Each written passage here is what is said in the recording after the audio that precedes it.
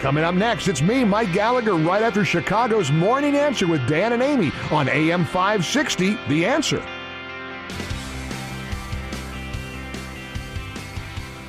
Good morning, Dan and Amy. We were talking about the Chicago Press Corps, and Mike Scott just got word over the transom that longtime CBS reporter Mike Parker has passed away. Yeah, That's he was sad. a fixture at WBBM Channel 2 for more than 35 years. I thought, he always had that deep voice, that distinctive voice, but was a solid journalist, and I really enjoyed his work. But Yeah, I he liked him. retired in May of 2016 and died yesterday at the age of 75. Don't retire. Don't retire. Can't retire. Gotta keep at it.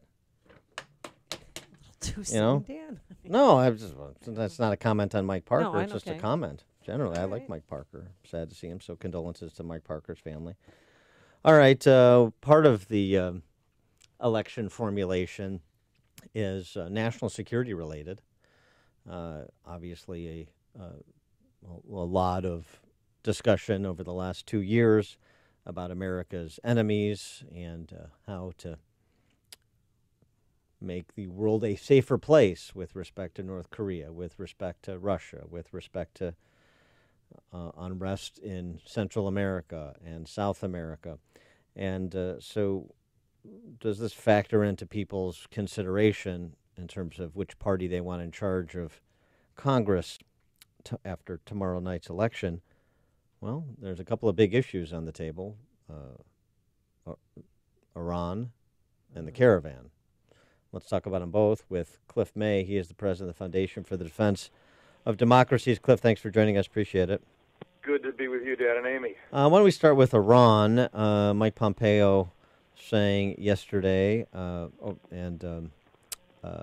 the sanctions the sanctions being reimposed are the toughest sanctions ever put in place on Iran, and that this administration is following a policy of maximum pressure on the mullahs in Iran.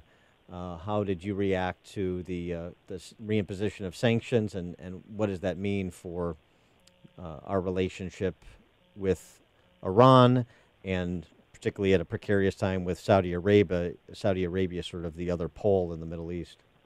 Sure. I must say I'm very encouraged by the fact that this administration does intend to put serious pressure on Iran. We have been putting pressure on Iran for a while. The question is whether we're really going to put the pedal to the metal or not. And the sanctions that come into that are being reimposed as of today do that. In particular, there's something called the SWIFT messaging system. SWIFT means Society for Worldwide Interbank Financial Telecommunications. It's the electronic system by which deals get done and payments get made around the world. And when we de-SWIFted, we took Iran off SWIFT years ago, back before in 2013. It really isolates Iran from the world economy to do that. The Iranians really didn't want that. The Europeans didn't want us to do that. I think it was not. There was a lot of debate inside the administration whether such a tough measure would be implemented, and we are. And this administration has only a couple of years to try to do something serious about Iran. The new sanctions, getting Iran off SWIFT, that puts serious pressure on Iran's economy and on the mullahs who rule that country. I think it's very important. It's a serious move. Yeah, and the Iranians are none too happy. I mean, this morning they were burning the American flag, holding up pictures of Trump. But they've been doing that for 40 years, of course. Right. No, I know. Mind, but they are angry today because this is really going to put some real pressure on them. Pressure on them either to renegotiate an agreement that actually keeps them from getting nuclear weapons and the missiles to deliver them, an agreement that stops them from continuing their march across the Middle East, trying to be the hegemon, the conqueror, the new imperialist power, and stops them from sponsoring terrorism. They're the world's leading sponsor of terrorism. They've just been foiled in a plot to kill an opposition figure in Denmark. The Danes are very angry and are pushing now among the Europeans for more pressure. And another plot to blow up a conference in Paris of opposition leaders also was foiled Now maybe they begin to think we better change our behavior if we want to get out from under this economic pressure. Those protests in Tehran were indistinguishable from a Peahat march on the Mall. I mean, really. So, I mean, what's the difference? I didn't realize that. So just sticking with that region. So, what's the status of MBS and our relationship with Saudi Arabia? How do you see that playing out? Well, the relations are strained, obviously, because of the killing of Jamal Khashoggi, who was a Saudi, an opposition figure living in Washington, writing for the Washington Post. We don't know a lot about the internal politics of Saudi Arabia. What appears is that the King Salman, he wants his son, Mohammed bin Salman, who is the crown prince, to succeed him. What's happened with Khashoggi hasn't changed that. What the Saudis are saying right now, whether you believe them or not, is that Mohammed bin Salman, the crown prince, did not order this assassination, although it was carried out by Saudis. 18 Saudis have been arrested. And they're also saying, we understand this is a bit of a crisis in the relationship between the U.S. and Saudi Arabia.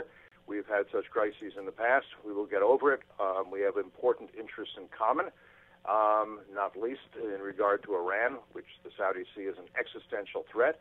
And in order to have these sanctions that we have, we do need the Saudis to pump more oil, to make sure that the oil markets aren't spooked, that the price of gasoline does not skyrocket. So it's a difficult time, and we have allies in the world, and we also have what I would call strategic partners. We don't see eye to eye with them. We don't approve of their practices, but that doesn't mean we can get rid of them entirely. So over the weekend, we learned from Homeland Security that this caravan that's coming now, 12,000 strong, you know the numbers, there's a lot of vacillation going on there, but the latest report is 12,000, and that people inside this caravan are from 20 different countries. Do you think President Trump is making the right decision by sending troops to the border to stop this so-called invasion? I wish he didn't have to do that, but I'm not sure. But I think something has to be done. I don't understand the point of view that says anybody from any country who wants to come here gets to come here. We take them in. We give them a court date. We release them. They're entitled to all the rights of U.S. citizens, all the entitlements of the American welfare state. If it's 7,000, if it's 12,000, if it's 1 million, that's okay. At a certain point, do we not have to have secure borders and have an immigration system that American citizens decide upon, where we say, here's how many we can take, here's how many we can assimilate, here's whose we prefer. I just don't. A country that has no borders is not a country. And I don't think we're having a very productive debate about this. I don't think we have had for a very long time. But I do understand why the president says, I'm just not going to let thousands and thousands of people march across and say, here's what you owe me. I'm on that side of the fence there. When it comes to the possibility of a change in leadership of the House, meaning Democrat takeover, how much would that impact what this administration is doing in the border security, foreign policy areas? Well, look, at a certain point, and this point should have come a long time ago, Congress should be making laws, it seems to me, about immigration, and Congress hasn't done so, and that's partly because Republicans and Democrats can't agree on what those laws should be. I don't think it makes it any easier to get those laws passed, but perhaps maybe Congress will try to stop the president from doing what he wants to do to secure the borders. One can say that's already been the case. You'll recall that he said, look, I will essentially give amnesty to the DACA people, those who came in with their parents, but they were too young to have known that they were coming across the border. But I want to be able to secure the border. I want a wall. I don't see another way to do it. And the Democrats didn't take him up on that offer. So I think this fight goes on for a long time, whether or not the House changes hands. But at some point, do we not have to make a decision about what our immigration policy is? Are we really leaving this to others? I don't think it should be just the president who decides this. But Congress has not done its job, and I say that from a bipartisan perspective. Congress on both sides of the aisle has not done what is necessary to reform immigration in a way that is sane. He is Cliff May, president of the Foundation for Defense of Democracies. Cliff, thanks for joining us. Appreciate it. Thank you, guys. And he joined us on our turnkey.pro answer line.